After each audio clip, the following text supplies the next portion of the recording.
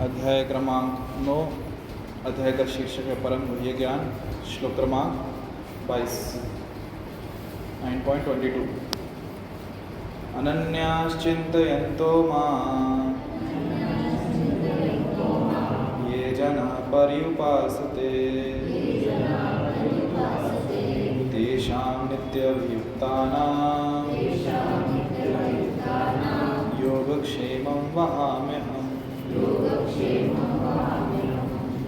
अनुवाद: किंतु जो लोग अनन्य भाव से मेरे दिव्य रूप का ध्यान करते हुए निरंतर मेरी पूजा करते हैं, उनकी जो आवश्यकताएं होती हैं उन्हें मैं पूरा करता हूँ और जो कुछ उनके पास है उसकी रक्षा करता हूँ।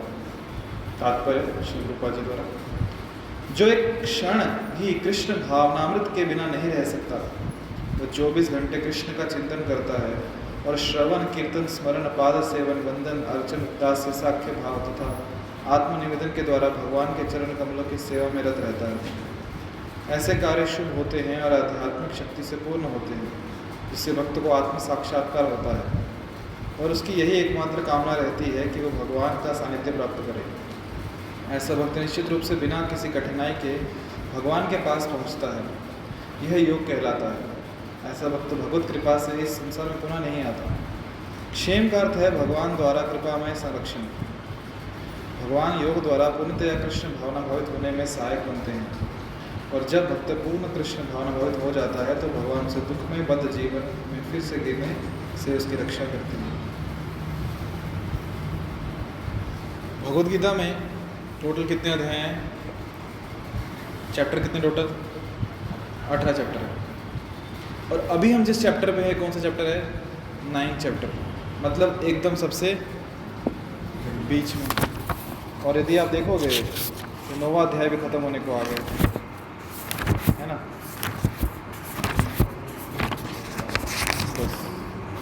तो श्लोक हो रहे तो 9वां अध्याय खत्म होने को आ गया। हम एकदम सेंटर में। तो जैसे हमने पहले भी चर्चा की है कि जब हम सुनहरे की ज्वेलरी की दुकान, क्या बोलते हैं उसको हिंदी मराठी में? सोनार की दुकान है ना, ज्वेलरी शॉप में जाते हैं तो वहाँ पे जब हम कुछ आभूषण खरीदते हैं, चाहे वो अंगूठी हो, गले का हार हो, तो एक बॉक्स में आता है, बराबर। तो ऊपर का जो ढक्कन है और नीचे का एक बेस है, उसके बीच में असली जो खजाना वो रहता है। तो वैसे ही भगवद गीता के 18 अध्याय हैं। पहले 6 अध्याय अर्थात ऊपर का ढक्कन, बाद लास्ट के 6 अध्याय मतलब नीचे का बेस, और जो बीच के 6 अध्याय हैं वो मेन आभूषण है जिसे हमें कृष्ण देना चाहिए। जो परम गुह्य ज्ञान, अध्याय का नाम ही है परम गुह्य ज्ञान, एकदम सेंटर में है 9वें अध्याय में, एकदम टॉप मोस्ट सीक्रेट जो किसी को नहीं पता। तो ये वो टॉप मोस्ट सीक्रेट, इसके बारे में चर्चा करें। अब इस श्लोक पे चर्चा करने से पहले एक प्रश्न जो हमने देखा है, क्या देखा है कि अधिकतर समाज में जो लोग हैं वो मंदिर नहीं जाते हैं। तो जो नहीं जाते उनको हम काउंट नहीं करेंगे। जो जाते हैं वो मंदिर में क्यों जाते हैं, ये प्रश्न। जो मंदिर में जाते हैं वो मंदिर क्यों जाते हैं? देखो, मूलतः मतलब सामान्य देखा जाए, जनरली तो किसी की इच्छा नहीं होती कि मुझे मंदिर जाना है। हम संभाजी नगर में बहुत स्थानों पे घूमेंगे, होटल, रेस्टोरेंट, स्टेडियम घूमेंगे, बहुत घूमेंगे, पर जब कहा जाए मंदिर जाना है तो थोड़ा सोचते हैं, समय है नहीं है, जाना है नहीं जाना है। और जो व्यक्ति मंदिर जा रहा है वो क्यों जा रहा है? या फिर जो कभी मंदिर जाता नहीं, वो भी अचानक पहुंच गया एक दिन, क्यों जाता है? कुछ मांगने को।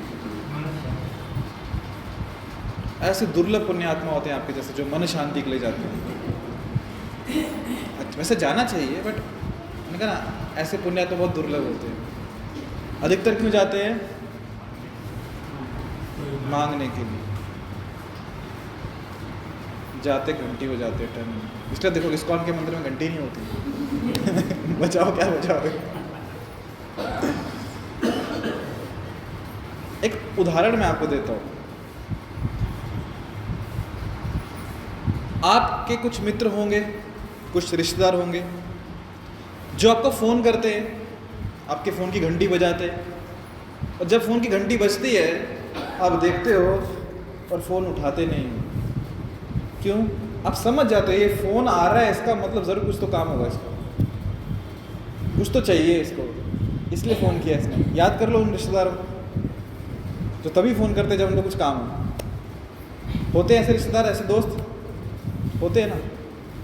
तो आप क्या करते हो? उनके फ़ोन को या तो ब्लॉक करते हो या इग्नोर करते हो। फिर कुछ वो लोग होते हैं जो सच में आपकी शुभ चिंतक है, आपसे प्रेम करते हैं, और उनका जब फ़ोन आता है आप उठाते हो। बिज़ी रहोगे तो भी उठा के बोल दोगे कि अभी बिज़ी, बाद में बात करते हो, उठा लोगे। अभी सोचिए, थोड़ा रोल चेंज करते हैं। हम वो रिश्तेदार हैं और उनको फ़ोन कर रहे हैं, कितने % चांसेस है वो हमारा फ़ोन उठाएंगे? भगवान, वो देखेंगे अरे आ गया फ़ोन, इसका बुला रहा है, घंटी बज गई मंदिर की, आ गया मंदिर में घंटी बजाने के लिए। क्यों आया है? पक्का एग्ज़ाम आए होंगे इसके, जॉब चाहिए होगा इसको, बच्चों की शादी करनी होगी, कोई कोर्ट केस होगा, है ना, कुछ तो प्रमोशन चाहिए होगा, कुछ तो काम होगा, इसलिए आज घंटी बजी है मंदिर की, फ़ोन आया है आज, नहीं तो आता नहीं। साल भर हो गया आया नहीं, और श्रावण लग गया ना, सोमवार आ गया, अभी आ गए। क्यों? कुछ तो चाहिए। याद करो वो दिन जब मंदिर में गए और भगवान को कुछ नहीं मांगा। ऐसा दिन है कोई? जाते हैं तो झोली फैला के ही जाते हैं। अच्छा सोचो, आपके घर में कोई गेस्ट आया है, आते ही होंगे। कैसे गेस्ट पसंद है? जो आके कुछ दे के जाते हैं या जो आके कुछ लेके जाते हैं? सोचो घर में गेस्ट आए, मेहमान, कुछ दे के गए, बच्चों को, आपको, कुछ एनवेलप में, पैकेट में कुछ लक्ष्मी डाल के फिर भी दे के गए। अब क्या दुआ करोगे? आया करो, आते रहा करो, बार बार आया करो। क्यों? आप आते तो अच्छा लगता है, कुछ मिलता है, हमको कुछ देना नहीं पड़ता। तो जब हम मंदिर जा रहे हैं, उनके घर में जा रहे हैं, हम किस भावना से जा रहे हैं? कुछ देने के लिए जा रहे हैं या कुछ मांगने के लिए जा रहे हैं? जो पता है मांगने आ रहा है उसको क्यों स्वागत करेंगे? वो करेंगे। परम पिता हैं, शुभ चिंतक हैं हमारे, हमसे प्रेम करते हैं भगवान, इसे स्वागत करेंगे। पर सोचिए उसका कितना स्वागत करेंगे जो लेने नहीं बल्कि देने आया है। कभी सोचो आप मंदिर में गए हो और आप गए भगवान के पास, भगवान आज मैं आपसे कुछ मांगने नहीं आया हूँ, आज मैं आपको देने आया हूँ।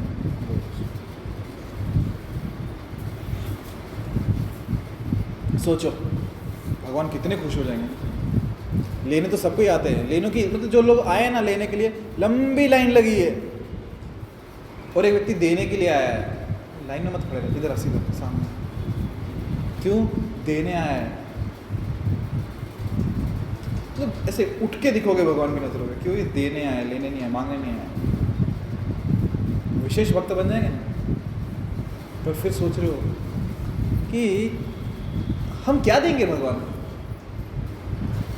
कुछ है जो भगवान को दे सकते हैं? क्या दोगे भगवान? क्या नहीं है उनके पास? क्या नहीं है? वैकुंठ में कहते हैं लक्ष्मी सहस्रशत संभ्रम सेव्यमान गोविंदमादि पुरुषम तम हम भजामि। सहस्रशत, लाखों लक्ष्मियाँ झाड़ू मारने की सेवा करती है वैकुंठ में। हमको तो एक के पीछे ही है कि कृपा देख लो थोड़ा, माता रानी हम भी हैं। वहाँ पे लाखों लक्ष्मी झाड़ू मारने की सेवा करती है। क्या देखें? हम जो भोग लगाते हैं घर में भगवान को, उससे अच्छा 56 भोग तो उनको वैकुंठ में मिलता है। क्या देंगे हम? तो एक उदाहरण आपको देता हूँ। आपने अनुभव किया होगा, माता पिता, उनके छोटे बच्चे होते हैं, हार्डली 4 या 5 साल के, या 3, 4, 5 ऐसे, उनको आपने कभी कुछ दिया होगा बाजार से लाके, मिठाई, chocolate, toffee, candy, chips, Kurkure, ऐसा कुछ दिया होगा। अपने बच्चे को दिया, बच्चे ने रैपर खोला, पैकेट खोला और आपकी तरफ बढ़ाया, आए तुम ही बन गया, बाबा तुम ही बन गया। कैसा लगता है? फीलिंग कैसी होती है? बहुत खुशी होती है ना। पर खुशी किस बात की है? वो थोड़ी अपने पैसों से कमा के लेके आया, आपने दिया था, कौन सा बड़ा काम कर दिया उसने? जो आपने दिया था वही आपको वापस दिया। पर खुशी बहुत होती है। किस बात की? उसने चिप्स कुरकुरे दिया इसलिए, कैंडी टॉफ़ी दिया, चॉकलेट दिया इसलिए खुशी है? क्या दिया उसने? उसने उसका प्रेम दिया, भाव दिया, है ना? वो खुशी है, इसने दिया। उसमें हम उसको बहुत प्रेम से स्वीकार भी करते थे, थैंक यू, और अगली बार उसको और देते हैं। क्यों? पता है वापस देगा ये, और वो अच्छा लगता है, वापस देगा मुझे। वो जो फीलिंग है ना कि मुझे देगा, वो उस लेने के लिए हम उसको और देते हैं, हर बार देते हैं, बार बार देते हैं।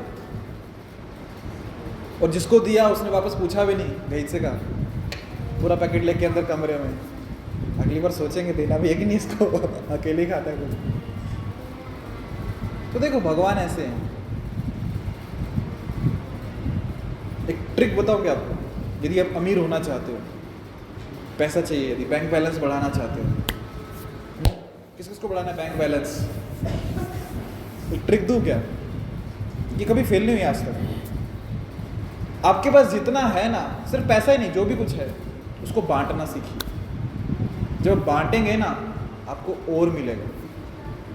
क्यों? क्योंकि आप उनका काम कर रहे हो, उनका काम है देना। पर आप यदि उनके इंस्ट्रूमेंट बन गए, आप दे रहे हो, भगवान देखिए मेरा काम तो यही कर रहा है, इसको दो और दो। क्यों? ये और बांटेगा, और बांटेगा, और बांटेगा। तो जो व्यक्ति बांटता है उसको बहुत मिलता है, इतना मिलता है कि वो संभाल नहीं पाता। यदि आप कुछ भी चाहते हैं, मतलब आप चाहते हैं ये वस्तु मेरे पास हो, तो उसको बांटना सीखो। जितना है ना उतना बांटो, देखो कितना मिलेगा। शिल प्रभुपाद जी हमारे संस्थापकाचार्य जब पाश्चात्य देश में गए थे, अमेरिका में 1965 में प्रचार करने के लिए कृष्ण भावनामृत का, उनकी जेब में उस समय कितने रुपए थे पता है? 40 रुपये। उस समय के 40 रुपये। 40 रुपये में क्या आता है? पर वो 40 रुपये वैसे के वैसे वापस आए। पर प्रभुपाद जी के पास जो भी था ना, अपने पास नहीं रखा, उसे बांटा। और 12 साल बाद, या आज की डेट में देखो इस्कॉन कहाँ पे है। मतलब 40,000 करोड़ की संपत्ति। ये मैं अंदाज़ा बोल रहा हूँ, मुझे नहीं पता अभी कितनी है, बट सोचो ना कितने मंदिर और कितना भगवान ने इतना दिया प्रभुपाद जी को। प्रभुपाद जो मिल रहा है बांट रहे, बांट रहे, बांट रहे, बांट रहे। प्रभुपाद जी ने कहा कि 12 मील के अंदर कोई भूखा नहीं रहना चाहिए, प्रसाद बांटो सब, मिल रहा है सब। तो ये सिंपल सा रूल है, जो बांटता है उसको मिलता है, जो नहीं बांटता उसके में जो जितना है उसमें रह जाता है। एक बार एक व्यक्ति था, वो बहुत परेशान रहता था। क्यों? कैसा है, मैं जहाँ भी जाता हूँ लोग मांगने आ जाते हैं। मैं घर पे हूँ तो मांगने आ जाते हैं भिखारी, मैं बाहर हूँ जाता हूँ तो सिग्नल पे कोई ना कोई मांगने आ जाता है। एक तो पहले ही इतना पैसा है, उसमें घर चलाना है, ऊपर से ये मांगने आ गए, मैं इनको बांटूँ या अपना घर चलाऊँ? बहुत परेशान। जब उसकी मृत्यु हुई, ऊपर पहुँचा भगवान के पास, भगवान ने कहा बुआ मांगो क्या वरदान चाहिए, अगला जन्म कैसा चाहिए? बोले भगवान एक रिक्वेस्ट है, अब अगला जन्म ऐसा देना, मतलब पैसा आते रहे, मेहनत नहीं भी करनी पड़े, पैसा आते रहे। मतलब मैं क्यों मेहनत करूँ? लोग मेहनत करने चाहिए, मेरे पास बस पैसा आना चाहिए, मैं बैठे रहो बस पैसा आते रहे। तथास्तु। दूसरा एक और व्यक्ति था, वो फिर भगवान, वो भी भगवान के पास पहुँचा मरने के बाद। उसने कहा भगवान इस जन्म में मेरे पास पैसा उतना नहीं था, लोग आते थे मांगने के लिए मेरे पास, घर पे भी आते थे, सिग्नल पे भी आते थे, कहीं ना कहीं मांगने आते ही थे, मंदिर में जाता था वहाँ भी कोई ना कोई मांगने आता था, बट मैं उनको दे नहीं पाया। क्यों? मतलब जितना था उतना दिया, बट मैं ज़्यादा दे नहीं पाया। क्यों? मेरी हालत टाइट थी, घर संभालूँ या इनको दूँ, पर जितना हो सका मैं दिया, थोड़ा बहुत दिया। अगले जन्म में ना मुझे इतना पैसा देना कि जो भी मेरे द्वार पे आए, घर पे आए, वो खाली हाथ ना जाए।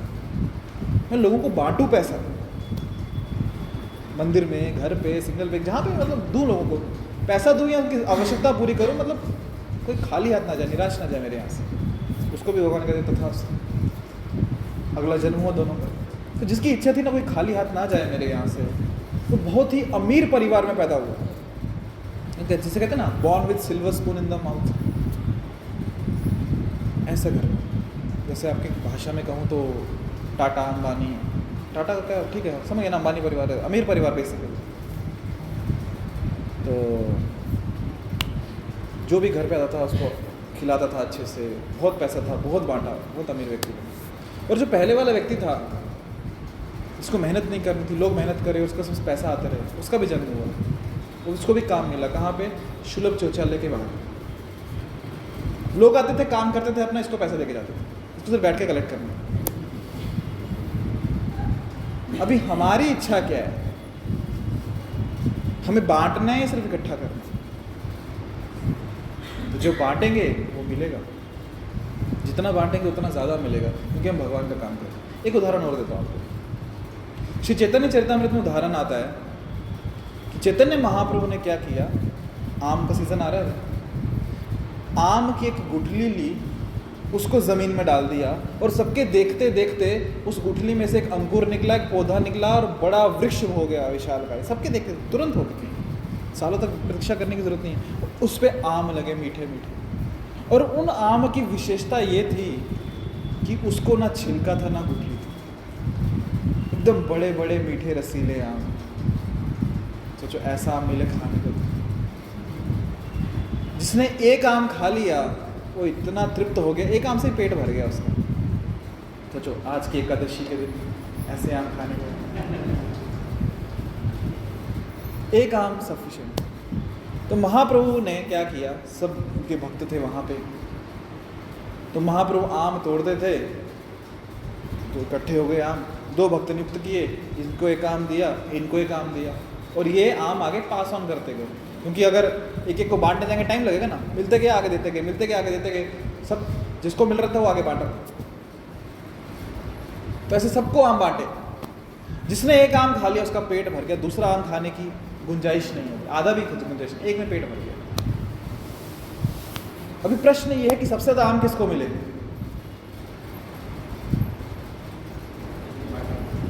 सबसे ज्यादा आम किसको मिले? उन दो भक्तों को जो महाप्रभु से आम ले रहे थे और आगे बांट रहे थे। सबसे ज्यादा उन दोनों को मिले। क्यों? क्योंकि वो अपने पास नहीं रखते, आगे बांट रहे थे। जिसने आम खा लिया उसको दोबारा नहीं मिला, उसका पेट भर गया। जिसने खाया नहीं, आगे बांटा, उसको मिला, तब तक मिला जब तक उसने खाया नहीं। और जिसने खा लिया उसको दोबारा मिला नहीं। तो अभी आप डिसाइड कीजिए, यदि आप होते तो कौन सी श्रेणी में रहते, बांटने वालों में या खाने वालों? देखो, खाने लास्ट में जब सबको मिल गया तो अपने को भी मिलने ही वाला है, ऐसा थोड़ी कि कोटा खत्म हो जाएगा। जनरली इस्कॉन मंदिर में क्या करते हैं पता है? जो सर्विंग टीम है ना, जो प्रसाद बांटती है, उनको बोलते हैं पहले खा लो, ताकि दिल मोकड़ा करके बांट सको। तो बाद में ये टेंशन ना रहे खत्म हो गया तो मेरे लिए बचा कि नहीं। इसलिए उनको एडवाइस देती है या तो प्लेट भरा के रखो अपनी, या भरपेट खाओ। और जब उनका प्लेट बन गई होती है या भरपेट खा लिया होता है, फिर वो जो बांटते ना एकदम दरिया दिली से, सिंगल सर्विंग भी होना मिठाई की, डबल देते, ले लो प्रभु जी, माता जी लो लो, कोई नहीं खाओ, कहूँ ना खाओ, क्योंकि अपना पेट भर गया है या अपनी प्लेट भर गई है। तो बांटिए, ठीक है। अभी वापस आते हैं श्लोक के ऊपर। हमें कैसे लोग पसंद हैं? जो हमें दें या हमसे मांगने आए? कैसे लोग पसंद है? जो हमसे मांगने आए हमें दें? कैसे लोग पसंद है? अरे इतना क्यों शर्म आ रही? जो है सो है। अच्छा, ज़्यादा खुशी कब होती है? जब कोई बोलता है कि आपके पैसे देने हैं तब, या फिर कोई भीख मांगने आता है? देने आता तभी ना। युधिष्ठिर महाराज को यक्ष ने प्रश्न पूछा। प्रश्न ये था, बहुत सारे पूछे, उसमें से एक प्रश्न ये था, महाभारत में आता है कि जब किसी ने आपसे पैसे मांगे और आपने उसे नहीं, आपको आवश्यकता थी और आपने किसी से उधार लिया, और जब वही पैसे कुछ समय बाद आपको उसको वापस करने, क्या दोनों समय मानसिकता सेम रहती है? क्या जिस मन से पैसे लिए थे उसी मन से वापस दे पाओगे? दे सकते हैं, देते हैं। युधिष्ठिर महाराज ने कहा सत्य है, ये सत्य बात ये है कि जिस मन से पैसे लिए ना, देते समय वो मन नहीं रहता है। देते समय खुशी होती है, पैसा आ रहा है, हालांकि अपना पैसा नहीं, उसी का पैसा वापस कर रहे हैं, पर थोड़ा लगता है पैसा जा रहा है। तो हमें भी वही व्यक्ति पसंद है जो हमें दे, ना कि मांगने आए। कृष्ण को कौन से व्यक्ति पसंद है? जो देने आ रहा है, जो लेने आ रहा है। देखा जाए कृष्ण को दोनों पसंद है। क्यों? बच्चे माता पिता के पास आ रहे हैं, सेवा करने आ रहे हैं, मांगने आ रहे हैं, उनको पसंद है अपने बच्चे। पर उसमें से भी कौन पसंद है? जो सेवा करने आ रहे हैं। श्रीमद् भागवतम में उदाहरण आता है, अकाम भक्त कैसे होते हैं और सकाम भक्त कैसे होते हैं। सकाम मतलब, काम मतलब कामना, इच्छा। स मतलब इंक्लूडेड विद कामना। भक्त है, भगवान का पूजा करता है, आरती करता है, भजन करता है, नाम जप करता है, सब करता है, पर सकाम है, इंक्लूडेड विद कामना, कामना है उसमें, कुछ इच्छा है। तो अकाम मतलब विलोम हो गया, मतलब नहीं है, कोई कामना नहीं है। अभी देखो उदाहरण क्या आता है, इंद्रदेव, देवराज इंद्र, उन्होंने ना चाहते हुए, या कह लीजिए स्थिति ऐसी थी, परिस्थिति ऐसी थी, जो उनके गुरु हैं बृहस्पति, उनका अपमान हो गए। अभी कैसा है कि देवराज इंद्र देव हैं, देवलोक में है, तो वहाँ पे नाच गाना चलता ही है। बृहस्पति जी आ गए। अब इंद्रदेव सोच रहे इस समय क्यों आए, सुबह होगी ना मंगल आरती, नाम जब चैंटिंग, सुबह मॉर्निंग भागवतम क्लास हो गया ना, अभी मेरा टीवी देखने का टाइम है, अभी मैं टीवी देख रहा हूँ, अभी क्यों आए? अभी आ गए तो अभी इनको रिस्पेक्ट, मान सम्मान देना पड़ेगा। वो बोलेंगे कि इंद्र क्या, क्यों लाइफ वेस्ट कर रहे हो, क्यों एंटरटेनमेंट कर रहे हो? तो इससे अच्छा क्या है, इग्नोर करो, मैंने देखा ही नहीं। बाद में बोल देंगे ना, अरे गुरु महाराज आप आए थे, मैंने देखा ही नहीं, आपको कब आए थे? तो जब बृहस्पति जी ने देखा, इसने मुझे नज़रअंदाज किया, समझ गए। तो कितना भी बोले कि मैंने देखा नहीं, पता चलता है इसने देखा कि जानबूझ के नज़रअंदाज किया, इसको कहते हैं इग्नोर मारा। बृहस्पति चले गए वहाँ से, जो चले के गायब भी हो गए, मतलब इंद्र को ढूंढने से भी नहीं मिले। अभी इंद्र के गुरु, इंद्र ने बेसिकली अपमान कर दिया। अपमान कैसे किया? कुछ गाली नहीं दी, कुछ मारा नहीं, कुछ अपशब्द नहीं कहा, पर उनका स्वागत नहीं किया। जैसे उदाहरण देता हूँ, अभी गुरु सामने से आ रहा है, शिष्य का कर्तव्य है अपने स्थान पे खड़े होना, उन्हें प्रणाम करना।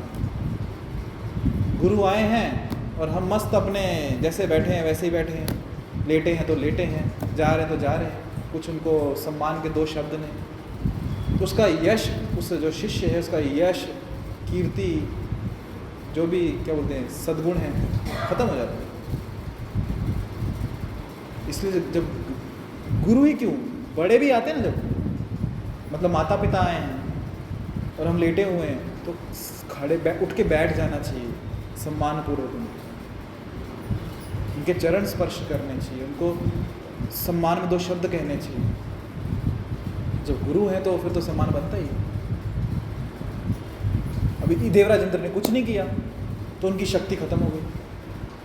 और जब असुरों को पता चला कि देवराज इंद्र ने अपने गुरु का अपमान कर दिया है, इग्नोर किया उनको, तो इन्होंने अपने गुरु का बहुत अच्छे से पूजा की। इनके गुरु कौन असुरों के? शुक्राचार्य। तो शुक्राचार्य का बहुत अच्छे से पूजन किया। अब इन्होंने अपने गुरु का सम्मान किया, इनकी शक्ति बढ़ गई और कर दिया आक्रमण किसके ऊपर? देवताओं के ऊपर, क्योंकि उनकी शक्ति कम होगी, उन्होंने गुरु का सम्मान नहीं किया, उन्होंने अपमान कर दिया। अभी क्या करें, कहाँ जाएं? क्योंकि बृहस्पति जी गायब हो गए, अभी मतलब जाने नहीं मुझे इनके पास। तो फिर उन्होंने विश्वरूप जी का आश्रय लिया, विश्वरूप जी को अपना गुरु बनाया और विश्वरूप ने उन्हें नारायण कवच दिया। श्रीमद् भागवतम में है। तो नारायण कवच मतलब स्तुति है भगवान नारायण की, जिससे क्या होता है इसको security shield, Z plus security बन जाती है आगे पीछे। जैसे हनुमान चालीसा पढ़ते ना, दुर्गा सप्तशती पढ़ते ना रक्षा के लिए, वैसे नारायण कवच। अभी यज्ञ किया उन्होंने, विश्वरूप जी ने देवताओं की शक्ति बढ़ाने के लिए। यज्ञ चल रही है, आहुतियाँ हो रही हैं, विश्वरूप प्रार्थना कर रहे हैं देवताओं के लिए भगवान को। विश्वरूप की विशेषता ये है कि ये माता की तरफ से देवताओं की साइड से थे, परंतु पिता की तरफ से असुरों की साइड से थे। तो यहाँ देवताओं के नाम की आहुति डाल रहे हैं और छुप छुप के असुरों के नाम की भी आहुति डाल रहे हैं। यहाँ देवताओं के लिए प्रार्थना कर रहे हैं और असुरों के लिए भी प्रार्थना कर रहे हैं। तो जब कहते हैं ना कि मैं किसी के प्रति पक्षपात नहीं करता, मतलब मैं सबका पक्ष लेता हूँ। तो ये देवताओं का भी पक्ष ले रहे हैं और असुरों का भी पक्ष ले रहे हैं। अभी जब पता चला देवराज इंद्र को, ये चीटिंग की मेरे साथ, यज्ञ मेरे लिए करना था, असुर के लिए भी कर रहे हैं। क्यों? भय है ना। भय कैसा है कि मेरा सिंहासन ना चल जाए, गद्दी ना चले जाए, सत्ता ना चले जाए हाथ से। तो भय में क्या होता है, व्यक्ति इनसिक्योर फील करता है, और भय में फिर उनको क्रोध आ गया, और जो गुरु है गुरु को सब काट दिया, तलवार निकाली और गला काट दिया विश्वरूप का। ब्रह्म हत्या, गुरु की हत्या।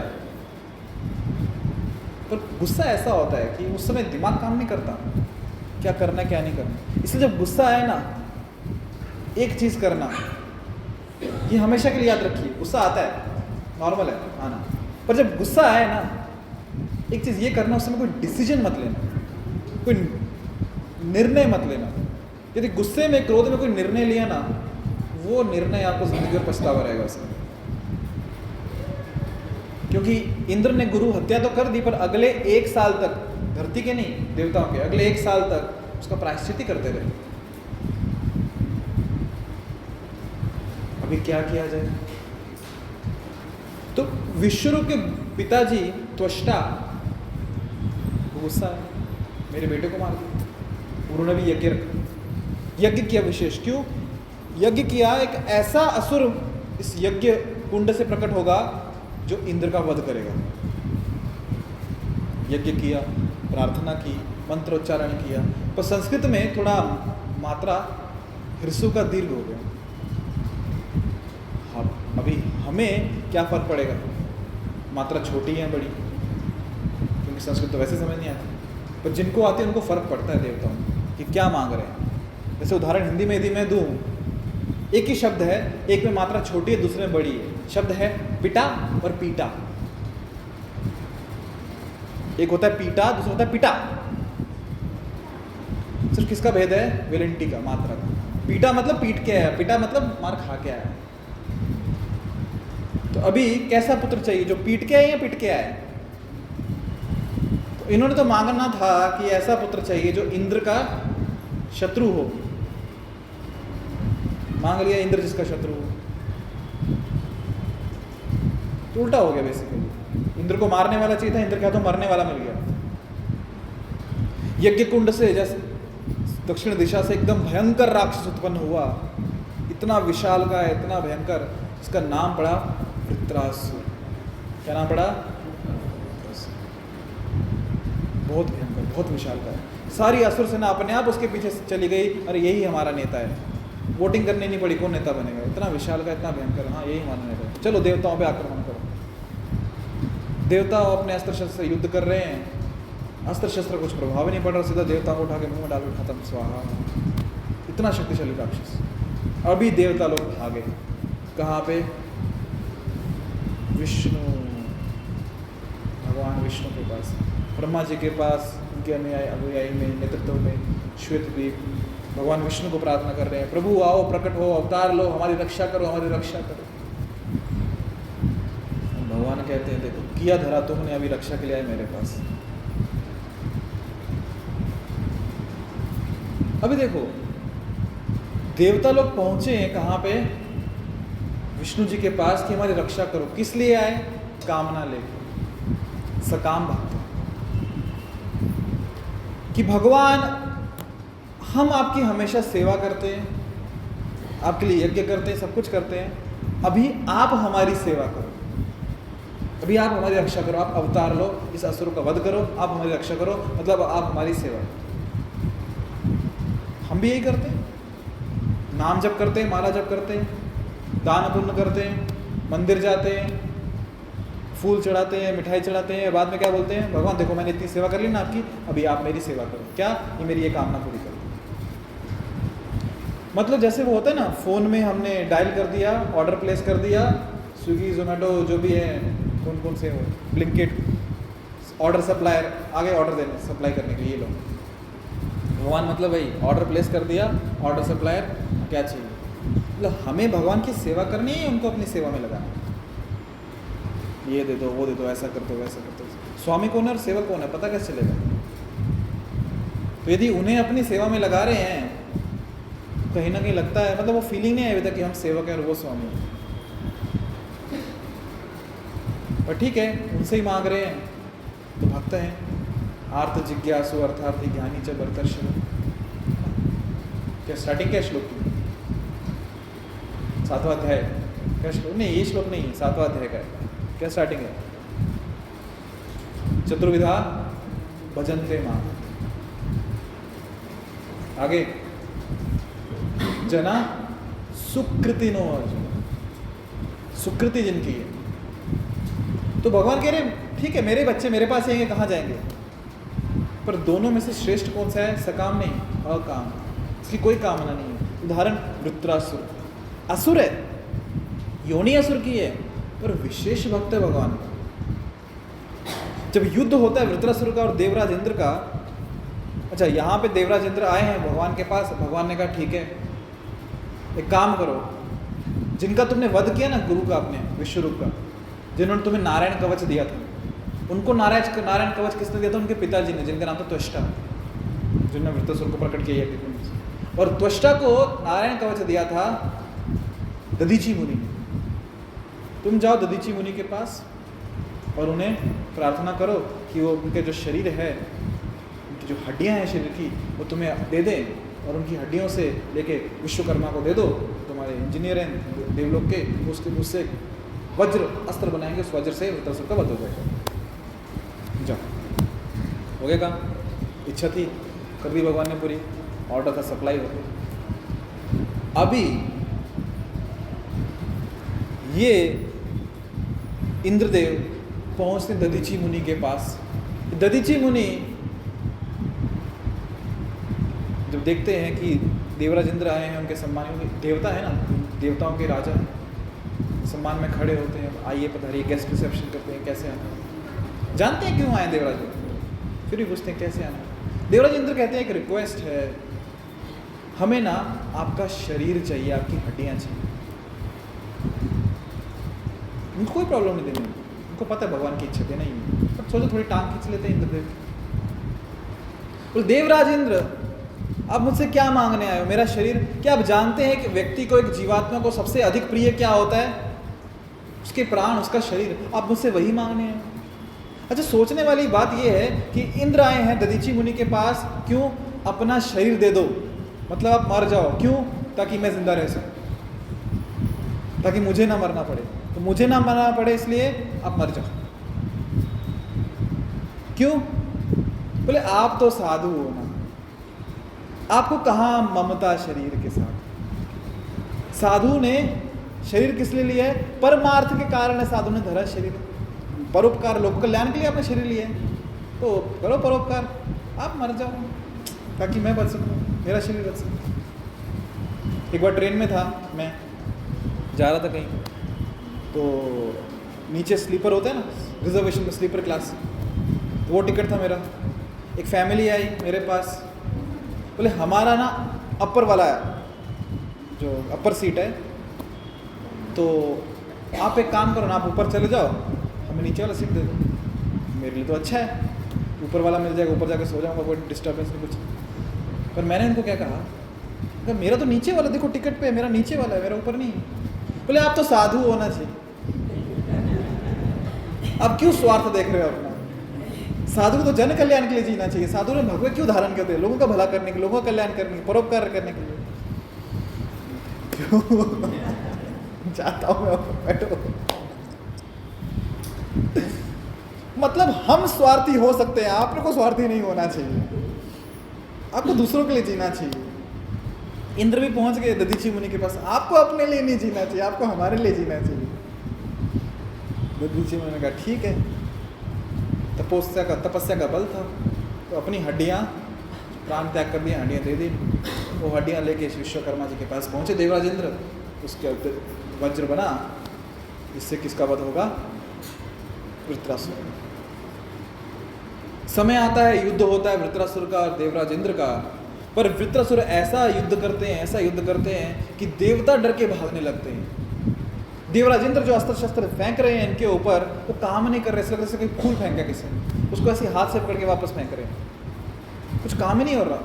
देवराज इंद्र जो है ना, वो हतोत्साही हो जाते हैं कि ये मरेगा कि नहीं मरेगा, या मैं मरूंगा।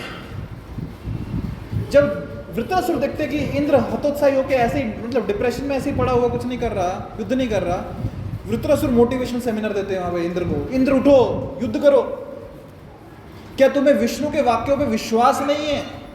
कुछ असुर बोल रहे हैं, विष्णु के शब्दों पे विश्वास रखो। जब उन्होंने कहा है कि वज्र मेरा वध करेगा, इसलिए तो तुम्हें वज्र मिला ना दधीचि मुनि का, तुम दूसरे का शरीर लेके आए, दूसरे को मार के आए अपनी जान रक्षा करने के लिए, तो विष्णु के शब्दों में तो विश्वास रखो। तो जो असुर देवता को बता रहा है कि विष्णु के शब्दों में विश्वास रखो। वृत्रासुर कहते हैं, शब्दों पे ध्यान देना, क्या कहते हैं कि इंद्र युद्ध में तुम जीतोगे और इसी भौतिक जगत में रहोगे, सड़ोगे, और मैं मर जाऊंगा और भगवान के धाम में जाऊंगा। क्यों? क्योंकि वृत्रासुर अकाम भक्त है, सकाम भक्त नहीं है। देवराज इंद्र सकाम भक्त है। वृत्रासुर कौन थे? पिछले जन्म में महाराज चित्रकेतु, महाराज चित्रकेतु जिनको भगवान ने दर्शन दिए थे, भगवान की कृपा मिली थी। एक बार आकाश मार्ग से जा रहे थे कैलाश पर्वत की ओर से, और क्या देखते हैं, कैलाश पर्वत में भागवतम क्लास चल रही है। कथा कौन कर रहे हैं? स्वयं भगवान शिव जी कथा कर रहे हैं, लेक्चर दे रहे हैं, सामने ऋषि मुनि बैठे हैं, उनका लेक्चर सुन रहे हैं। और लेक्चर का टॉपिक क्या है, कथा का विषय क्या है? टॉपिक है वैराग्य। वैराग्य कैसा होना चाहिए? शिव जी वैराग्य के ऊपर कथा कर रहे हैं, और गोद में कौन बैठा है? माता पार्वती। अभी ये दृश्य देख के जो महाराज चित्रकेतु हैं, उनको हंसी आ गई। हंसी इसलिए नहीं, अपमान करने के लिए नहीं शिव जी का, हंसी इसलिए आई कि ये केवल शिव जी ही कर सकते हैं। वो हंसी में शिव जी का गुणगान था कि माता पार्वती गोद में है और वैराग्य पे कथा कर रहे हैं, ये शिव जी ही कर सकते हैं। उसमें स्तुति थी शिव जी की। पर जब माँ पार्वती ने हंसी सुनी ना, उनको लगा इतना अपमान शिव जी का, ये हंसा कैसे शिव जी को, ये धरती का प्राणी कैसे हंस गया? उनको क्रोध आ गया कि पति का अपमान कैसे सहन कर सकते। उन्होंने शाप दे दिया वहीं पर चित्रकेतु महाराज को, आसुरी मानसिकता तुम्हारी, असुर बन जाओ। और जब शाप मिला ना चित्रकेतु महाराज को, उन्होंने वापस से शाप नहीं दिया, चाहे तो दे सकते थे, ऐसे कैसे शाप दे दिया? कोई जस्टिफिकेशन नहीं दिया, अरे आपको कुछ समझता नहीं, कुछ नहीं, ऐसे शाप दे दिया, मैं थोड़ी अपमान कर रहा था। उन्हें पूरा ग्रेसफुली सब शाप को स्वीकार किया कि माँ आपने जो शाप दिया मैं उसे स्वीकार करता हूँ, मैं असुर योनि में चले जाऊँगा, असुर बन जाऊँगा, आपका शाप विफल नहीं जाएगा। पर मैं शिव जी का अपमान नहीं कर रहा था, मेरा उद्देश्य वो नहीं था। पर आपने जो शाप दिया ना, मैं स्वीकार करता हूँ, अभी असुर बन जाता हूँ, चले गए असुर। और फिर शिव जी गुणगान करते हैं विष्णु के भक्तों का। माँ पार्वती को कहते हैं कि देखो ये होते हैं विष्णु के भक्त, ये होते हैं नारायण के भक्त, जिनके लिए स्वर्ग और नरक में कोई भेद नहीं है, वो जहाँ है वहाँ भगवान का स्मरण करते हैं। तुमने ऐसे भक्तों को शाप दे दी। तो वही चित्रकेतु महाराज जो भगवान के भक्त थे, वृत्रासुर बने और मन में कोई कामना नहीं। श्रीमद् भागवतम के 10वें स्कंद के अध्याय क्रमांक 14 में श्लोक नंबर 28 के आसपास शायद से रहेगा, श्लोक नंबर याद नहीं है, बट वहाँ ब्रह्मा जी स्तुति करते हैं। ब्रह्म विमोहन लीला हुई ना, जहाँ पे बच्चों को इनको चुराया ब्रह्मा जी ने, ग्वाल बालों को, उसका अगला चैप्टर है 14 नंबर का। वहाँ पे ब्रह्मा जी स्तुति करते हैं भगवान कृष्ण की। उस स्तुति में एक प्रार्थना है, कहते हैं कि तत्तेनुकंपां सुमिक्षमाणो भुंजान एवात कृतम विपाकम हृत वाक वपुर्भीर विद्धन नमस्ते जीवित यो मुक्ति पदे सदाएगा। कि जिस जो व्यक्ति, मतलब मुक्ति का अधिकारी कौन है, जैसे कहते ना, क्या हो बाल गंगाधर तिलक, क्या कहा उन्होंने कहा, किसने कहा कि स्वराज्य मेरा जन्म सिद्ध अधिकार है? लोकमान्य तिलक, स्वराज्य मेरा जन्म सिद्ध अधिकार है। तो जो मुक्ति है, आज़ादी है, मुक्ति किसका जन्म सिद्ध अधिकार है?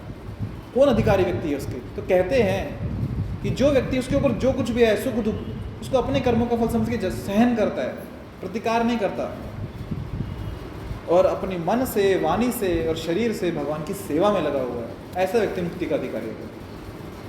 तो वृत्रासुर बेशक असुर योनि में है, पर पूरी तरह भगवान के स्मरण कर रहा है। और युद्ध होता है, हाथ काट दिए किसके? वृत्रासुर के। युद्ध कैसे करेंगे? फिर भी वो, क्योंकि मेरा कर्म है ना युद्ध करना, असुर तो क्या हुआ, मुझे युद्ध करना है। और मेरा शत्रु कौन है? इंद्र। मेरा जन्म किस लिए हुआ है? इंद्र का वध करने के लिए, इंद्र को मारने के लिए। तो जो मेरा, जो भगवान ने ड्यूटी दी वो मैं करूँगा, उससे पीछे नहीं हटूँगा, तो भगवान का स्मरण करते हुए करूँगा। तो वृत्रासुर भागा इंद्र की ओर, इंद्र के पास वज्र है, पर हाथ कांप रहे, कैसे मारो, ये मर नहीं रहा, इतना विशाल का है। वृत्रासुर ने आक्रमण किया, इंद्र को मुंह में लिया, खा लिया और निगल लिया और बोला भगवान देखो मेरा काम हो गया, मेरा जन्म हुआ था इंद्र को वध करने के लिए, मैंने कर दिया। और वृत्रासुर बैठ गया और भगवान के ध्यान में, भगवान के स्मरण में समाधिस्थ हो गया, समाधि लग गई उसकी भगवान के ध्यान में। इंद्र कहाँ पे है? वो इंद्र तो कहीं दिख नहीं रहा, खा लिया उसको मैंने, खत्म, मेरा काम हो गया। इंद्र पेट में वृत्रासुर के, हाथ में क्या है? वज्र, पेट फाड़ के बाहर निकला वृत्रासुर। इंद्र जब बाहर आए उसके बाद सामने बैठा हुआ वृत्रासुर अभी भी समाधि में, वो दोबारा जिंदा ना हो जाए, डर लगता है ना। फिर वज्र से लेकर उसका गला काटा, 1 साल लग गया इंद्रदेव को वृत्रासुर का गला काटने के लिए। पर वृत्रासुर का है भगवान के ध्यान, वो आत्मा का ही भगवान के ध्यान। जो सकाम भक्त था वो भौतिक जगत में ही रह गया, जो अकाम भक्त था वो भगवान के धाम चला गया। अभी हमें निर्णय लेना है, हमें जब जाना है घंटी बजाने के लिए मंदिर में, तो किस लिए जाना है? कामना लेके सकाम भक्त बनना है या अकाम भक्त बनना है? सकाम भक्त यहीं पे रह जाते हैं, दोबारा जन्म लेते हैं क्योंकि कामना है ना पूरी करनी है, और अकाम भक्त जो कामना नहीं है भगवान के धाम जाते हैं। रूप गोस्वामी भक्ति रसामृत सिंधु में कहते हैं भक्ति कैसी होनी चाहिए, कहते हैं अन्य अभिलाषिता शून्यम ज्ञान कर्मादि नावृतम। अन्य अभिलाषिता शून्य, अन्य जितनी भी अभिलाषा कैसी होनी चाहिए? शून्य, मतलब भौतिक अभिलाषा कुछ भी नहीं होनी चाहिए, शून्य होनी चाहिए। हम जाते हैं भगवान के पास, भगवान इतने सालों से माला कर रहे हैं, 16 माला जप कर रहे हैं, मंदिर आ रहे हैं, आज तक कभी मांगा आपसे कुछ नहीं मांगा, बस ये एक इच्छा पूरी करो। हमें कुछ नहीं चाहिए आपसे, बस ये एक इच्छा पूरी कर दो। वो बस कहाँ से आ जाता है पता नहीं, बस ये एक इच्छा पूरी करो, बाकी कुछ नहीं चाहिए, कभी मांगेंगे भी नहीं, बस ये एक इच्छा।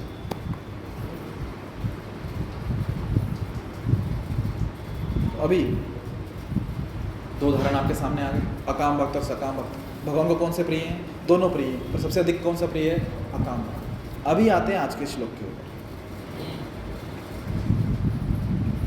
आज की कथा अभी क्लास शुरू करते हैं, ठीक है? ये तो था एक ग्राउंड सेट किया मैंने कि आज के श्लोक के पहले मूड क्या होना चाहिए। अभी आज के श्लोक पर चर्चा करते हैं। क्या कह रहे हैं?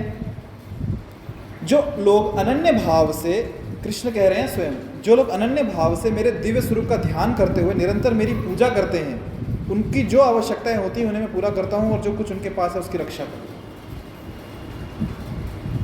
ये श्लोक बहुत फेमस है, योग क्षेमम वहां में हूं, कहीं सुना है?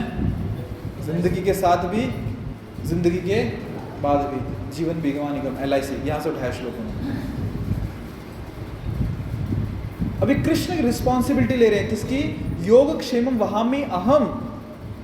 योग मतलब जो आपको आवश्यकता है ना वो देना, क्षेम मतलब जो आपके पास है उसकी रक्षा करना। अभी जब भी हम जाते हैं भगवान के पास मांगने के लिए मंदिर में, जनरली प्रार्थना को देखना अपनी, या फिर जब भी हम मांगते हैं कुछ, क्या मांगते हैं? यही तो कैटेगरी में होती है कि तो भगवान घर में सुख शांति बनाए रखना, मतलब जो है उसको टिकाए रखना, और कोई नई मुसीबत मत आने देना, रक्षा करना, यही तो प्रार्थना होती है। इन 2 श्रेणी होती है, इसके अलावा कुछ प्रार्थना मांगते हैं क्या? नहीं। या तो कुछ आवश्यकता है वो मांगते हैं, या जो उसकी रक्षा करना है ये मांगते हैं। अभी कृष्ण क्या कह रहे हैं? वहां में मैं स्वयं देता हूं, मांगने की आवश्यकता नहीं है, मैं स्वयं देता हूं, वहां भी वहन करता हूं। भारत में जो कुछ लोग हैं जो बिलो पॉवर्टी लाइन है, जिसे कहते हैं दरिद्र रेखा के नीचे, गरीबी रेखा के नीचे, ये उदाहरण पिछली बार दिया था मैंने, दिया था नहीं दिया था? नहीं दिया था। कुछ लोग हैं जो गरीबी रेखा के नीचे हैं, कुछ लोग हैं जो गरीबी रेखा पे ही हैं, मतलब बॉर्डर पे पास है, बेसिकली मार्जिन में पास होते हैं ना हम लोग। उनको सरकार राशन मुफ्त में देती है, भारत सरकार, ये आपको पता होगा, छुपी बात नहीं। लगभग 25 करोड़ लोगों को मुफ्त में राशन देती है सरकार, जो गरीबी रेखा के नीचे या तो गरीबी रेखा तक आ गए हैं। अभी भारत में जो 25 करोड़ लोग हैं जिन्हें मुफ्त में राशन मिलता है, ये सब एक ही जगह पे रहते हैं? एक ही जगह पे रहते हैं? नहीं, कहाँ रहते हैं? भारत के अलग अलग कोनों में, गाँव में, शहरों में, अलग अलग जगह रहते हैं।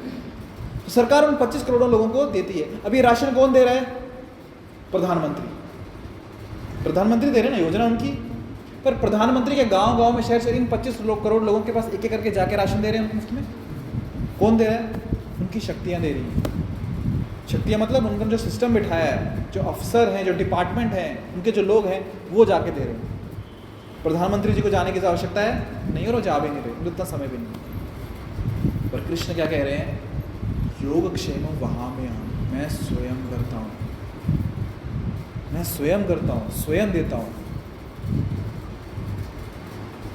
एक आचार्य हुए अपने, अर्जुन आचार्य, ब्राह्मण परिवार में जन्म हुआ, बहुत गरीब थे वो और उनकी पत्नी। अभी गरीबी ऐसी थी कि घर में खाने को कुछ नहीं था, हर दिन भिक्षा मांगने जाते थे। देखो ब्राह्मण जो है ना, अधिकतर वो गरीब ही होते हैं।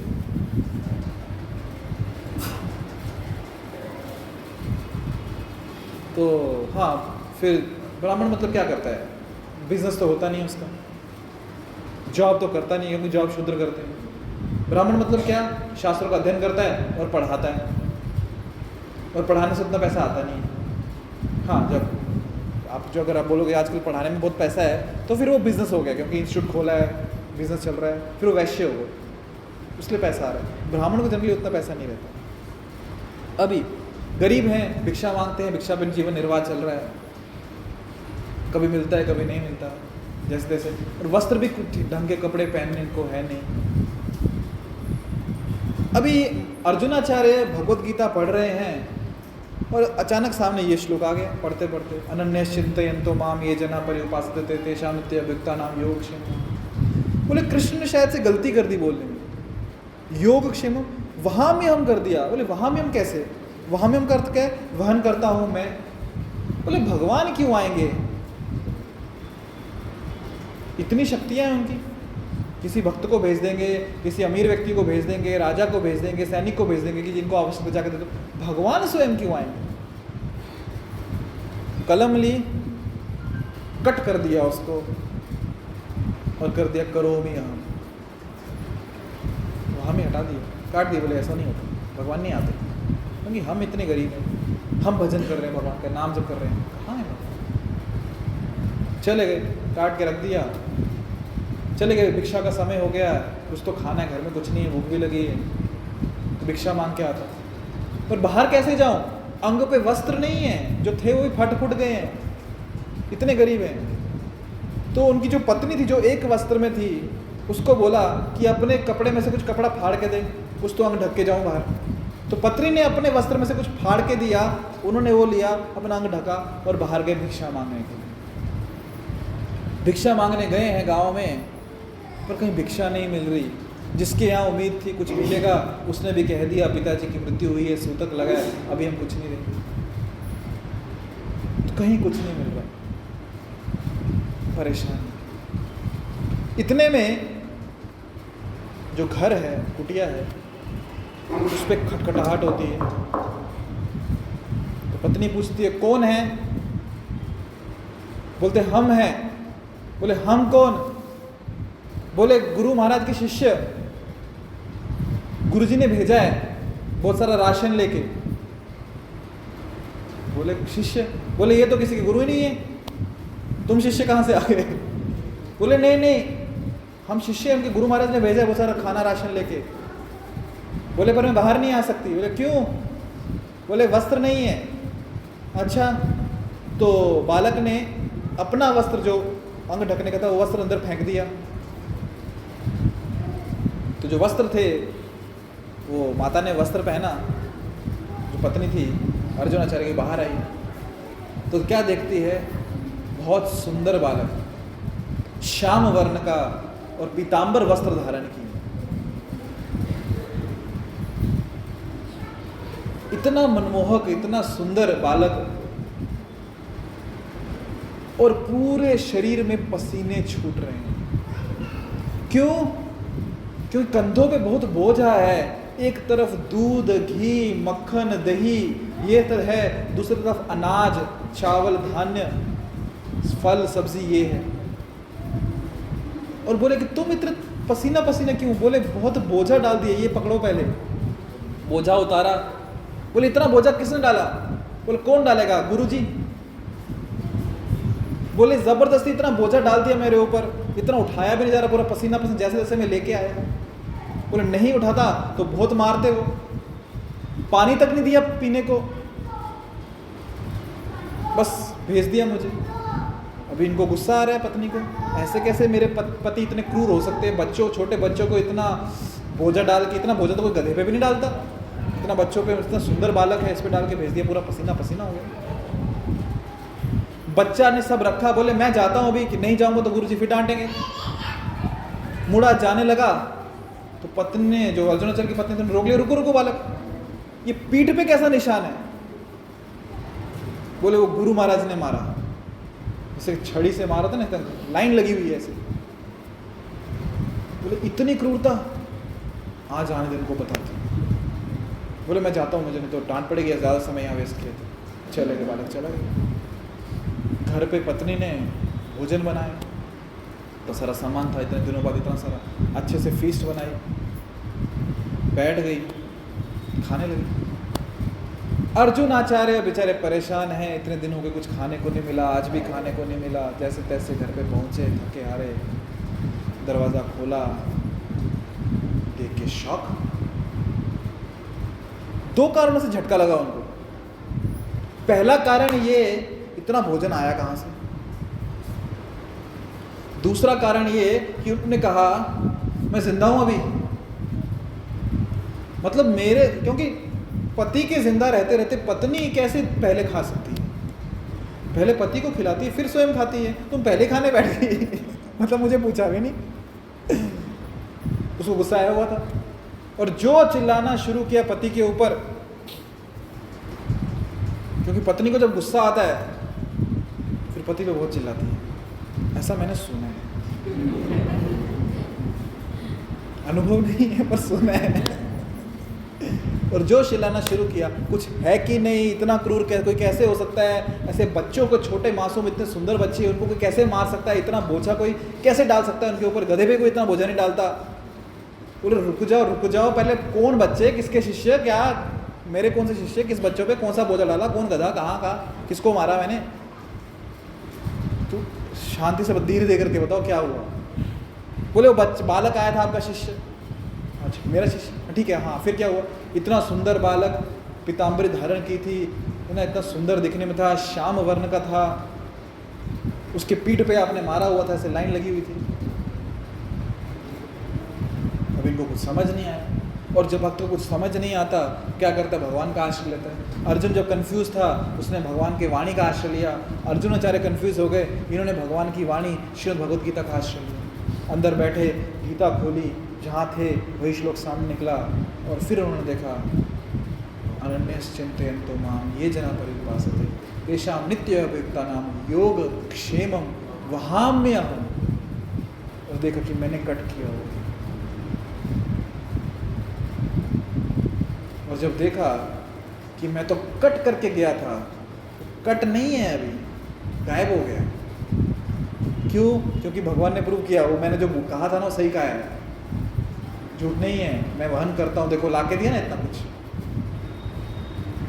मतलब एकदम गदगद हो जाते हैं, आंखों से अश्रुधाराएं बहती हैं, भगवान को धन्यवाद देते हैं कि आप ही सही हैं, मैं गलत हूँ।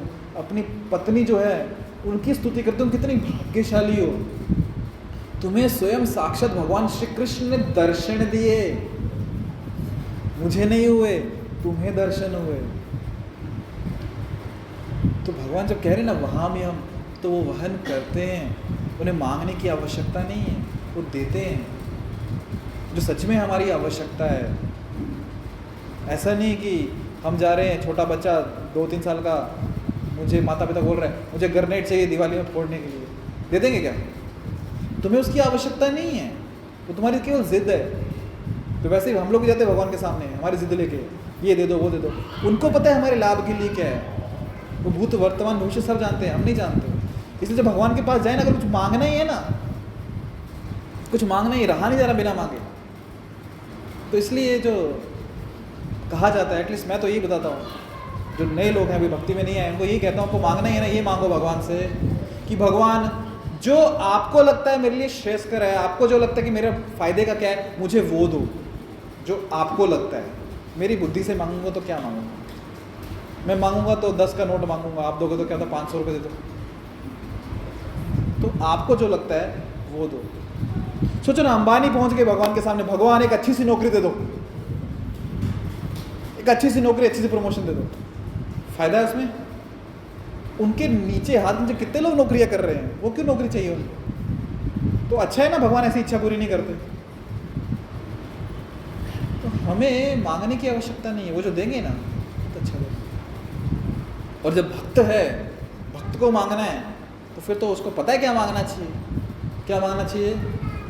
भगवान आपकी सेवा दो, सेवक हूँ ना मैं, आप स्वामी हो, तो आप मुझे अपनी सेवा दो, नाम में श्रद्धा दो, नाम में विश्वास दो, नाम में रुचि दो, शास्त्रों में के अध्ययन में रुचि दो, भक्तों के संग में आसक्ति दो कि हम भक्तों का संग करें, उनसे दूर ना भागो। ये चीज़ें मांगनी चाहिए।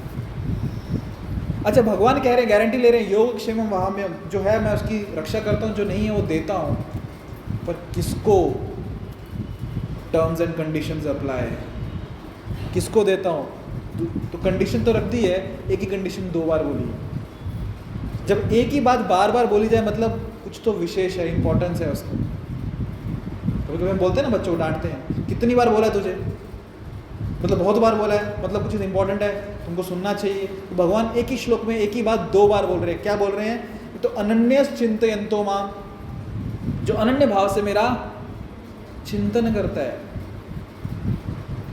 चिंतन करना है भगवान का, स्मरण करना है, नाम जप करना, पर कैसे? अनन्य भाव से, ना अन्य, कोई अन्य भाव नहीं चाहिए, कोई भौतिक भाव नहीं चाहिए, कुछ हेतु नहीं चाहिए पीछे, अल्टीरियर मोटिव नहीं चाहिए कि भक्ति कर रहा हूँ क्यों, इससे मुझे ये चाहिए, तो फिर वो कर्मकांड बन जाएगा। बिजनेस नहीं है कोई कि दुकान पे गए 500 का नोट रखा, अपना सामान उठाया, बिजनेस नहीं है। भगवान का नाम जप किया तो अपना सामान उठाया। प्रहलाद महाराज, भक्त प्रहलाद, नरसिंह भगवान प्रकट हुए भक्त प्रहलाद की रक्षा हेतु। हिरण्यकशिपु ने बहुत तकलीफें दी, जहरीले सांपों के बीच फेंक दिया, पहाड़ से नीचे फेंक दिया, पागल हाथी के नीचे फेंक दिया, अग्नि में डाल दिया, वध करना चाहा जहर देके, कैसे कैसे। प्रहलाद महाराज ने, एक भक्त प्रहलाद ने एक बार भी भगवान को प्रार्थना की कि भगवान मेरी रक्षा करो, एक बार भी नहीं। हमेशा भगवान का स्मरण ही करते रहते थे, तो उस समय भी भगवान का स्मरण किया, मांगा नहीं कि मेरी रक्षा करो, पर फिर भी भगवान ने रक्षा की।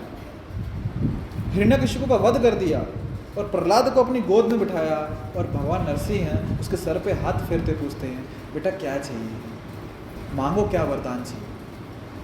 और प्रहलाद महाराज क्या कहते हैं? मैं कोई बिजनेसमैन हूँ, कोई व्यवसाय है मेरा कि ये दे दिया तो इसके बदले ये करो, तो कुछ नहीं चाहिए। फिर भी कह रहे हैं मांगना क्या चाहिए, मुझे देना है, तुमको नहीं चाहिए ठीक है, मुझे देना है। बोले ठीक है, आपको देना ही है ना, एक काम करो, मेरे पिताजी को मुक्त कर दो। अपने लिए नहीं मांग रहे, पिताजी को मुक्ति प्रदान कर दो। और अगली प्रार्थना करते हैं, जब नरसिंह भगवान कहते हैं उनको तो मुक्ति दे दी मैंने, उनको क्या आगे कल 7 पीढ़ियों को मुक्ति दे दी, क्या चाहिए? बोले संसार में मैं तब तक रहूं जब तक कोई भी भक्त यहाँ पे है ना, कोई भी जीवात्मा यहाँ पे है, मैं सबको भक्ति सिखाऊं और उनको आपके धाम लेके आऊँ, तब तक मैं यहीं पे रहना चाहिए। ऐसी प्रार्थना करो। और चैतन्य लीला में हम देखते हैं कि वासुदेव घोष, तो वासुदेव भगवान को प्रार्थना करते चैतन्य महाप्रभु, क्या भगवान आप मुझे कुछ वरदान देना चाहते हो तो ये वरदान दो कि जब तक संसार में एक भी बद्ध जीवात्मा है जो आपसे दूर जा रहा है, जो आपकी भक्ति नहीं कर रहा, तब तक मैं इसी संसार में रहूं, इसी भौतिक जगत में रहूं। क्यों? ताकि मैं उनको आपकी भक्ति सिखा सकूं, आपका नाम जब सिखा सकूं, आपकी शरण में आना सिखा सकूं। और जब ये प्रार्थना सुनते चैतन्य महाप्रभु, उनकी आंखों से अश्रु बहने लगते हैं, उनके शरीर में रोमांच उठता है। वो शक्ति, मतलब इसमें कहते हैं इसको अष्टविकार आ जाते हैं। सोचो भक्त की क्या प्रार्थना है कि जो भगवान साक्षात विष्णु, नारायण, कृष्ण, नरसिंहदेव, भगवान को रुला दिया अपनी प्रार्थना से कि मैं यहीं पे रहना चाहता हूँ जब तक कोई एक भी बद्ध जीवात्मा है जो आपकी भक्ति नहीं करे। पर इसका मतलब ये नहीं कि भगवान उन्हें रखेंगे, तुम तो जाओगे, तुम तो विशेष कोई, उनको मैं लेके जाऊँगा सर। तो ये इसे कहते हैं अकाम भक्त की कोई कामना नहीं है, भौतिक कामना कोई नहीं है। तो ना अन्य भाव, कोई अन्य भाव नहीं है, अनन्य भाव से भगवान का चिंतन करना कि मुझे कोई कामना नहीं है। और दूसरा कहते हैं तेषाम नित्य अभियुक्ता नाम, जो नित्य स्वरूप में मेरी भक्ति में लगा हुआ है, भक्ति मतलब सेवा में लगा हुआ है, नाम जो स्मरण में लगा हुआ है। नित्य का अर्थ क्या होता है? नित्य के दो अर्थ होते हैं। एक नित्य होता है जैसे मैं हर दिन स्नान करता हूँ, सुबह जितने बजे भी हर दिन स्नान करता हूँ, कह सकते हैं मैं नित्य स्नान करता हूँ। एक नित्य का अर्थ है कि प्रतिदिन मैं कार्य कर रहा हूँ, मैं नित्य कर रहा हूँ। एक और अर्थ होता है नित्य का कि मैं लगातार कर रहा हूँ 24/7, नित्य अभियुक्ता नाम। नित्य में व्यस्त हूँ किसमें? भगवान के स्मरण में, सेवा में। 2 बार कह दिया। अनन्य चिंतयन्तो माम, चिंतन भी कर रहा है, नित्य सेवा में भी लगा हुआ है। तो अभी जो ऐसा भक्त है ना, ऐसा अकाम भक्त जो नित्य भगवान के सेवा स्मरण में लगा हुआ है, उसके बारे में भगवान कहते हैं योगक्षेमम। तो यदि आप चाहते हैं कि मांगना ना पड़े, बिन मांगे सब कुछ मिल जाए और भगवान रक्षा भी करें उसकी जो मेरे पास है, तो क्या करना है? अनन्य चिंतयन्तो, अनन्य भाव से चिंतन और नित्य भगवान की सेवा। तो प्रश्न उठता है कि नित्य कैसे रहे? हमारी पढ़ाई है, हमारा जॉब है, हमारे काम है, हमारा व्यवसाय है, वो करेंगे क्या? श्रद्धा है तो करेंगे भी, पर नहीं है कोई प्रॉब्लम नहीं। नवधा भक्ति हमें दी है, श्रवण कीर्तन स्मरण, है ना, लिखा है प्रभुपद यहाँ पे, श्रवण कीर्तन स्मरण पाद सेवन वंदन अर्चन दास्य साख्य आत्मनिवेदन। नवधा भक्ति कीजिए, जो भी कार्य कर रहे कृष्ण का स्मरण करते हुए कीजिए, उसका फल कृष्ण को अर्पण कीजिए। तो भगवान को केंद्र में रखते हुए जब कार्य करेंगे तो कार्य क्या हो जाएगा? सेवा हो जाएगी, भक्ति हो जाएगी। और फिर जो आपकी आवश्यकताएं हैं भगवान पूरा करेंगे बिना मांगे, और जो है उसकी रक्षा करेंगे।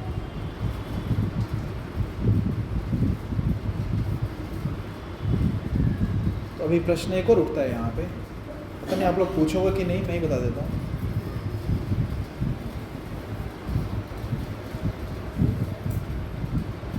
अच्छा, हरिदास ठाकुर का एक उदाहरण आता है चैतन्य लीला में।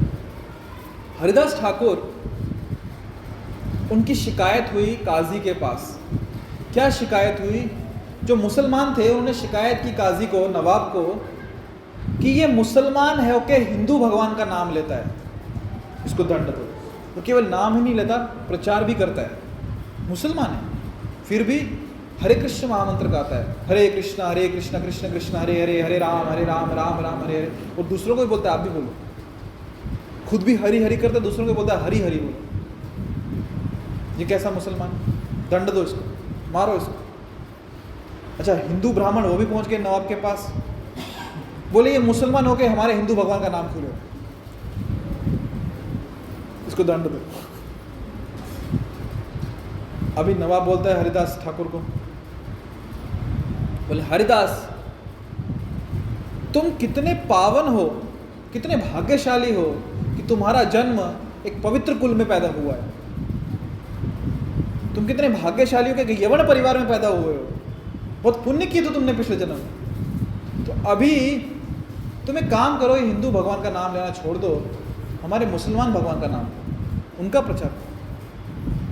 हरिदास ठाकुर कहते देखो भगवान की माया कि ये भगवान को कोई हिंदू बोल रहा है, भगवान मुसलमान बोल रहा है, भगवान को पहचान नहीं पाया।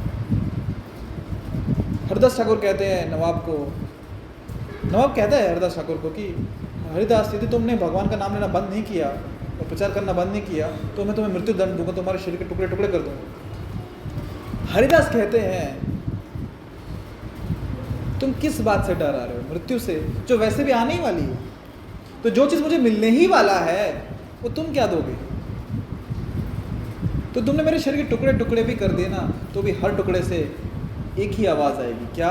हरे कृष्णा कृष्ण कृष्ण हरे हरे, हरे राम राम राम। यही हरि नाम गूंजेगा।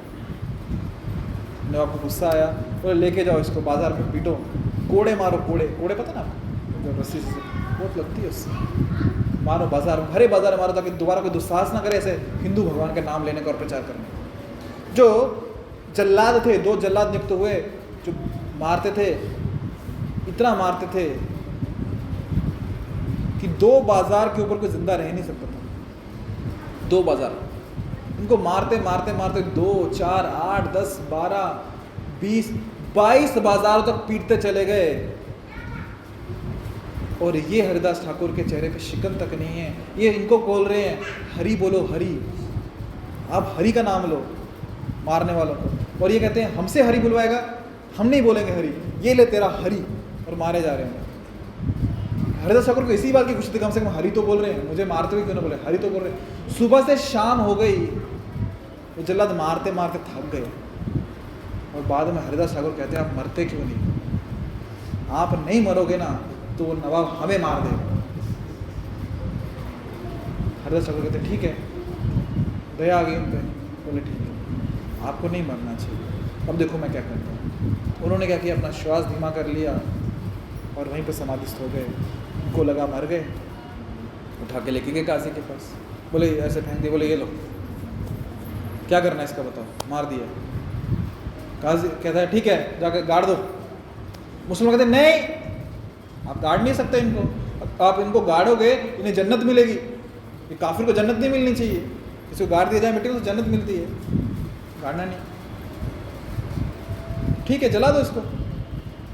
ब्राह्मण बोलते नहीं ये मुसलमान है, इसको जलाना नहीं है, ये तो हमारी अग्नि अपवित्र हो जाएगी, क्या करना है फिर। बोले इस जानवर को, कचरे को उठा के, ऐसे शब्दों का उपयोग करते हैं काजी, बोले फेंक दो नदी में। बोले हाँ ठीक है फेंक दो, नदी में फेंक दी, गंगा जी में फेंक दिए। अभी आप या मैं होते तो किनारे लग के कहीं तो चले जाते दूसरे गांव में। हरिदास ठाकुर किनारे पे लगे, वापस वहीं पे उसी महल में आ गए काजी के सामने, कैसे हो, मैं आ गया। तो नवाब ने देखा, काजी ने देखा, पाँव में पड़ गए उनके, हमने पहचानने में गलती लगी, जो जल्लाद थे वो पाँव में पड़े, हमने क्षमा कर दो। देखो कोई कामना नहीं है, अनन्य भाव से भगवान का चिंतन करो। भगवान रक्षा भी किए, हरिदास ठाकुर ने एक बार भी नहीं कहा भगवान मेरी रक्षा करो, एक बार भी नहीं, बस हरि का गुणगान कर रहे हैं और भगवान ने उनकी रक्षा की। महाप्रकाश लीला में चैतन्य महाप्रभु दिखाते हैं, हरिदास तुम्हें याद है जब जल्लादों ने तुम्हें 22 बाजारों में मारा था, तब मैंने तुम्हें मेरे शरीर से ढक लिया था, जितने कोड़े पड़े थे ना वो तुम्हारे शरीर पे नहीं मेरे शरीर पे पड़े थे। और महाप्रभु ने वहीं पे सभी भक्तोoraz के सामने, गौरांग महाप्रभु ने दिखाया उनकी पीठ पे कैसे लाल चाबुक के निशान पड़े हुए थे। तो भगवान रक्षा करते हैं जब आवश्यक। तो क्या भगवान सबकी शरीर की रक्षा करते हैं? यदि आवश्यकता हो तो, क्योंकि शरीर वैसे भी नश्वर एक दिन जाने ही। तो भगवान किसकी रक्षा करते हैं? भगवान हमारी चेतना की रक्षा करते हैं, हमारी कृष्ण भावना की रक्षा करते हैं। और जो भक्ति हमारे पास है, जो चाहिए ना हमें, योग भक्ति चाहिए, सेवा चाहिए, वो देते हैं और जो है उसकी रक्षा करते हैं। हाँ, यदि भक्ति में प्रगति करने के लिए कुछ भौतिक आवश्यकताएं हैं तो भगवान वो भी देंगे। भौतिक चीज़ों की रक्षा करनी है, भगवान वो भी करेंगे। सेवा करनी तो शरीर में क्षमता चाहिए ना, गृहस्थ आश्रम में धन लक्ष्मी चाहिए ना, तभी तो सेवा कर पाएंगे। तो भगवान रक्षा करेंगे यदि सेवा में लगा रहे हैं तो भगवान करने को तैयार है। और बहुत बार उदाहरण ऐसे भी आए हैं कि जब भगवान ने शरीर की रक्षा नहीं की पर चेतना की रक्षा की अवश्य, तो उसमें विश्वास होना चाहिए कि भगवान ने रक्षा की। जैसे उदाहरण एक देता हूँ मैं आपको, हलादिनी माता जी। कथा काफ़ी लंबी है, मैं डायरेक्ट लास्ट पार्ट पे आता हूँ, फिर कभी स्टार्टिंग की भी चर्चा करेंगे। बहुत सुंदर उनकी भक्ति, बहुत अच्छी है, प्रेरणादायक भक्ति है उनकी कि उनकी भक्ति प्रगति कैसी है। लास्ट पार्ट में आता हूँ कि हलादिनी माता जी अफ्रीका में थी, सत्ता परिवर्तन हो गया, जो वहाँ के डकैत थे, जैसे बांग्लादेश में हुआ ना, नेता को हटा दिया, तो वैसे ही अफ्रीका के उस देश में सत्ता परिवर्तन हुआ। जो गुंडे डाकू थे उन्होंने आक्रमण कर दिया, जो वहाँ का प्रेसिडेंट था उसको गोलियों से मार दिया, सत्ता में वो आ गए। और वहाँ पे जो इस्कॉन मंदिर था उनको पत्र लिख दिया कि आप छोड़ के चले जाओ, यहाँ तो मार देंगे आपको। जितने लोग थे सबको वहाँ से, जो बाहर के विदेश थे, समुद्री जहाज में से सब जा रहे थे, पर इस्कॉन के कुछ भक्त थे, ये नहीं गए, ये वहीं रुके। जैसा कहा था, रात हुई कि डाकू आ गए, डाकू का नेता आ गया, हाथ में बंदूक पकड़ी है और इस्कॉन मंदिर में रात के दरवाज़ा नॉक किया, खुलवाया, और जितने इस्कॉन के भक्त थे सबको बोला लाइन में खड़े हो जाओ। आपको कहा था अचानक, आप गए नहीं, अभी लाइन में खड़े जाओ, गोली मारने वाला हूँ। तो हलादिनी माता जी वो लाइन में सबसे आगे जाती हैं, उस जो डाकू है उसकी बंदूक पकड़ती हैं, बोलती है पहले यदि आपको गोली चलानी तो पहले मुझे मारो, क्योंकि मैं नहीं देख सकती कि मेरी आंखों के सामने किसी वैष्णव के प्रति अपराध हो, किसी वैष्णव को चोट पहुंचे। मारना तो पहले मुझे मारो ना, पूरा विश्वास था ये सामने वाले दया करने वाले नहीं है, मारने ही वाले हैं, फिर भी पहले गन वाले लाइन में सबसे पहले मुझे मारो। और उस जल्लाद ने कुछ नहीं देखा, उसने मार दिया। उसने पहले कहा था कि जो यहाँ पे 2 लेडीज़ हैं, स्त्रियाँ हैं, आप चले जाओ, हम स्त्रियों पे हाथ नहीं उठाएंगे, बाकी पुरुषगण खड़े हो लाएंगे। माता ने कहा नहीं नहीं नहीं, अब पहले मुझे मारो, मैं नहीं देख सकती मेरे सामने किसी और को मारो, पहले उनको मार दिया, फिर बाद में सबको मार दिया। अभी ये कहानी पता कैसे चली, क्योंकि उसमें से 2 भक्त थे ना, वो छुपे हुए थे। अभी प्रश्न पूछा जाए, जब पूछा जाए कि भगवान कहते हैं योग क्षेम वहाँ में, तो वहाँ पे भगवान ने उन भक्त की रक्षा क्यों नहीं की? क्योंकि यदि आप जीवन उनका देखेंगे ना, चाहे तो अगली बार चर्चा करेंगे, जीवन ऐसा शुद्ध भक्ति है उनकी कि भगवान स्वयं उनसे आदान प्रदान करते थे, और अंत समय में ऐसे ही गोली मार के चला गया कोई डाकू ऐरा गहरा है, भगवान ने वहाँ रक्षा क्यों नहीं की? देखो शरीर तो वैसे भी नश्वर है, एक दिन छोड़ना ही है किसी न किसी कारण से, पर भगवान ने वहाँ क्या रक्षा की? उनकी चेतना की रक्षा की। अंत समय में भगवान का स्मरण था, अंत समय में ये भावना थी कि भक्तों को नुकसान नहीं होना चाहिए, वैष्णव अपराध नहीं होना चाहिए, मेरे सामने किसी भक्त को तकलीफ नहीं होनी चाहिए। ये भावना, इस चेतना की भगवान ने रक्षा की अंतिम समय में, और उन्हें भगवान अपने धाम में बुलाया। ये जो श्लोक है ना, योग क्षेम वहाँ में, इसको गंभीरता से समझना चाहिए। जब भगवान ने पहले ही कह दिया अनन्य चिंतयन्तो माम, कि भौतिक कुछ कामनाएं नहीं है, फिर भगवान कैसे, किस बेसिस पे बोल सकते हैं बाद में कि मैं भौतिक चीज़ों की रक्षा करता हूँ, भौतिक चीज़ें प्रदान करता हूँ? बात भौतिक प्लेटफॉर्म पे हो ही नहीं रही है, आध्यात्मिक प्लेटफॉर्म पे हो रही है, आध्यात्मिक स्तर पे हो रही है। पर उस आध्यात्मिक स्तर पे भी यदि भौतिक वस्तुओं की आवश्यकता है, भौतिक वस्तुओं की रक्षा करने की आवश्यकता है, तो भगवान वो भी करते हैं और स्वयं करते हैं। कृष्ण कह रहे हैं वहाँ में यहाँ मैं स्वयं करता हूँ। ऐसे बहुत सारे भक्तों के जीवन में उदाहरण हैं जहाँ पे वो अनुभव करते हैं कि भगवान स्वयं उनकी सहायता के लिए है, उनकी रक्षा करेंगे, फिर कभी चर्चा करेंगे। तो अभी यहाँ पे हम रुकते हैं। बहुत बहुत धन्यवाद आप सभी का। तो पहली चीज़, भगवान स्वयं रक्षा करते हैं, भगवान स्वयं वहन करते हैं। स्वयं मतलब स्वयं अपने कंधों पे जिम्मेदारी लेते हैं अपने भक्तों की, ना जो है उनकी पास उसकी रक्षा करते हैं, जो नहीं है, जो आवश्यकता है वो प्रदान करते हैं। कंडीशन क्या है? अनन्य चिंतयन्तो माम, और नित्य अभियुक्ता, अनन्य भाव से भगवान का स्मरण, जिसके जीवन का केंद्र भगवान है, कृष्ण। ठीक है, तो भी निर्णय आपके हाथ में है, आपको घंटी कब बजानी है, देना है या लेना है। क्या देंगे भगवान को, सब उनका ही दिया हुआ है, पर फिर भी यदि जो भी दिया थोड़ा सा दे दे भगवान को, वो प्रेम स्वीकार करेंगे। पत्रम पुष्पम फलम तोयम यो में भक्त बोलते, पत्र पुष्प फल ऐसे ही मिल जाते हैं फ्री में, पर मेन चीज़ क्या है? भावना, क्या दे रहा है। कुछ नहीं है ना देने को, कोई बात नहीं, सेवा कर सकते हैं, प्रार्थना अर्पण कर सकते हैं। देखो प्रार्थना मतलब मांगना नहीं होता, प्रार्थना तो स्तुति होती है। भागवत पढ़ी है क्या? स्तुति की, कुंती महारानी, प्रहलाद महाराज, ध्रुव महाराज, भीष्म पितामह, वेद, ब्रह्मा जी, भगवान की स्तुति है। ठीक है, जो जितना बांटेगा उसको उतना दिया हुआ उनका ही। ठीक है, हरे कृष्णा। तो यहाँ रुके। कुछ प्रश्न किसी के मन में, कुछ पूछना है, कुछ कहना है, कुछ विचार चल रहे हैं? कोई प्रश्न नहीं है?